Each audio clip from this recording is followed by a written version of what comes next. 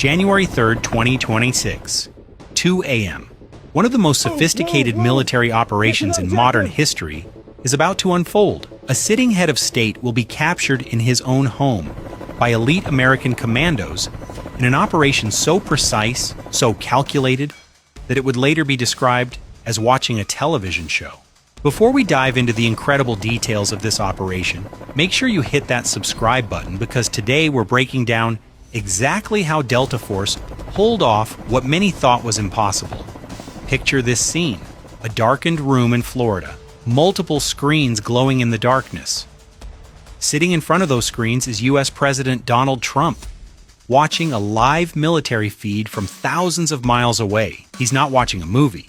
He's watching his forces execute a real-time operation to capture Venezuelan President Nicolas Maduro. Package secured. Moving to extraction point. Copy that. The target is asleep in his home in Caracas, the capital of Venezuela, completely unaware that American Special Forces are closing in on his location. Let me take you back to where this all began. This operation didn't start on January 3rd. The planning began months earlier, in August 2025, when the CIA secretly deployed a specialized reconnaissance team to Venezuela. Their mission was clear but incredibly challenging: gather every piece of intelligence possible about President Maduro. This team wasn't just tracking basic information. They documented everything: where Maduro lived, his daily routines, his travel patterns, what he ate, what he wore, his security protocols, even details about his pets. Nothing was too small to document. Every piece of information could be the difference between mission success and catastrophic failure. But the CIA went even further. They had cultivated a source inside the Venezuelan government itself. This insider was providing real-time intelligence about Maduro's exact location and movements directly to American intelligence agencies. This kind of human intelligence is incredibly valuable and extremely difficult to obtain, especially at such a high level of government. While this intelligence gathering was happening on the ground in Venezuela, something crucial was happening back in the United States. In Kentucky, American military forces were constructing something remarkable: an exact replica of Maduro's residence. Every room, every hallway, every door was recreated with precise accuracy. Why go to such lengths? Because Delta Force commandos would rehearse the entire operation in this replica dozens of times. They practiced entering the building, moving through corridors, breaching specific rooms, and extracting the target. By the time the actual operation happened, these commandos could navigate Maduro's home in complete darkness without hesitation. In November 2025, President Trump personally called Maduro. During this phone conversation, Trump made it clear to Maduro that he should leave power and the country voluntarily. Secretary of State Marco Rubio later revealed that Maduro had been presented with multiple generous offers to step down peacefully and avoid any confrontation. Maduro refused all offers. This refusal became the trigger for moving the operation from the planning phase to active preparation. Around Venezuela, American military assets began moving into position. Fighter jets, Navy Special Operations aircraft, and advanced Reaper drones were deployed to the region. The pieces on the chessboard were being positioned. By early December, American intelligence assessed potential gaps in Maduro's security and support systems. The White House began finalizing the operational timeline. On December 25th, Christmas Day, President Trump gave his formal approval for the operation to proceed. The timing was strategically chosen. During the Christmas holiday period, many Venezuelan military personnel would be on leave, potentially reducing the number of security forces on active duty. However, nature presented an obstacle. Weather conditions in Venezuela deteriorated, making helicopter operations dangerous. The mission was placed on standby. For days, American forces waited, maintaining constant readiness while monitoring weather patterns. Finally, on January 2nd, 2026, meteorological conditions improved sufficiently. At 10:46 p.m., President Trump issued the final authorization. The operation was green-lighted. What happened next demonstrated the full capabilities of American military power and coordination. More than 150 American soldiers mobilized simultaneously. But before any helicopters took off, the first phase of the operation began: cyber warfare. American cyber operations teams launched a sophisticated attack on Venezuela's electrical infrastructure. Within minutes, the entire city of Caracas went dark. Power grids failed. Street lights extinguished. Buildings went black. Venezuelan citizens thought it was just another power outage, common in the country. They had no idea this was the opening move of a military operation. With the city in darkness, Phase 2 commenced. American aircraft conducted precision airstrikes on radar installations and air defense systems around Caracas. These strikes were surgical, designed to blind Venezuela's ability to detect incoming aircraft. The strikes resulted in 40 casualties but achieved their objective, creating a corridor of approach for the helicopters. Now came the most dramatic phase. Multiple American helicopters took off, flying an incredibly dangerous profile. They maintained an altitude of only 100 feet above the ocean surface. At this height, they stayed below the detection envelope of most radar systems. The pilots had to maintain perfect control, as any mistake at such low altitude would be catastrophic. These helicopters cut through the night, racing toward Venezuelan airspace. The pilots wore night vision equipment, navigating in complete darkness across hundreds of miles of ocean. At 2:01 a.m., the helicopters reached Maduro's compound in Caracas. The entire city remained in darkness from the cyber attack.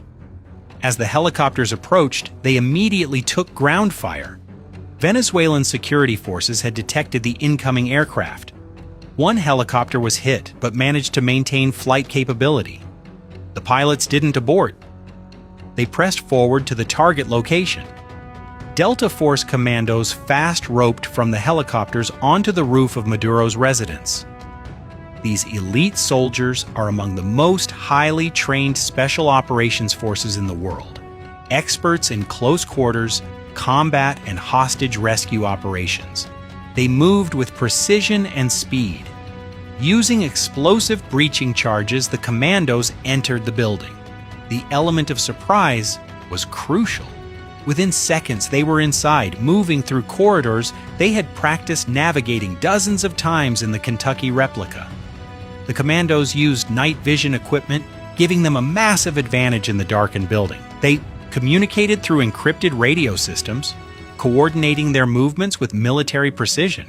3 minutes after entering the building, the Delta Force team reached Maduro's bedroom. The Venezuelan president was sleeping alongside his wife, Celia Flores. The sudden intrusion woke them immediately. Maduro's residence, like many homes of high-level officials, contained a steel-reinforced safe room designed for exactly this kind of scenario. Maduro attempted to reach this safe room. He moved toward the reinforced door, but the Delta Force commandos had anticipated this exact response from their intelligence briefings and rehearsals. The commandos reached the safe room door before Maduro could secure it. Within 5 minutes of the initial breach, President Nicolas Maduro was in American custody. The extraction phase began immediately.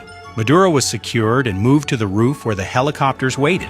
The entire operation from breach to extraction took less than 10 minutes. Speed was essential to avoid Venezuelan military response. The helicopters lifted off with Maduro aboard and flew to a predetermined extraction point.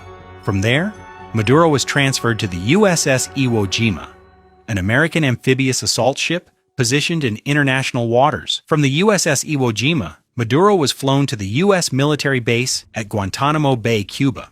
After a brief stopover, he was transported by military aircraft to Stewart Air National Guard Base in New York. Photos were subsequently released showing Maduro in restraints on American soil. The president of Venezuela had been successfully captured and removed from his country. President Trump later described watching the operation unfold on live video feeds. He compared it to watching television, noting the clarity and real-time nature of modern military communications that allowed him to observe the operation as it happened. The legal basis for the operation stemmed from federal indictments issued against Maduro in the Southern District of New York. These indictments charged him with narco-terrorism conspiracy, cocaine importation conspiracy, and weapons-related charges. According to these indictments, Maduro had been involved with international drug trafficking organizations since 1999, facilitating the smuggling of narcotics into the United States. The operation demonstrated several key capabilities of American military forces. First, the ability to gather detailed human intelligence in a hostile country. Second, the coordination between cyber operations, airstrikes, and special forces ground operations. Third, the capacity to conduct precision helicopter operations in contested airspace. Fourth, the speed and efficiency of elite special operations units like Delta Force. From an operational standpoint, the mission showcased meticulous planning, extensive rehearsal, real-time intelligence, and flawless execution. Every phase, from the cyber attack to the final extraction, worked according to plan. The operation involved coordination between multiple branches of the U.S. military: the CIA for intelligence gathering, Cyber Command for the infrastructure attack, the Air Force for strikes and air support, the Navy for maritime positioning, and Army Special Operations for the ground assault. President Trump announced afterward that American oil companies would invest billions of dollars in Venezuela to rebuild the country's oil infrastructure, which had deteriorated significantly over the previous decades. This operation will be studied in military academies and special operations schools for years to come as an example of how modern military capabilities can be coordinated to achieve objectives that would have been impossible just decades ago. What aspects of this operation do you find most remarkable from a tactical standpoint? Share your thoughts in the comments below. And don't forget to subscribe for more detailed breakdowns of military operations and geopolitical events. Thank you for watching.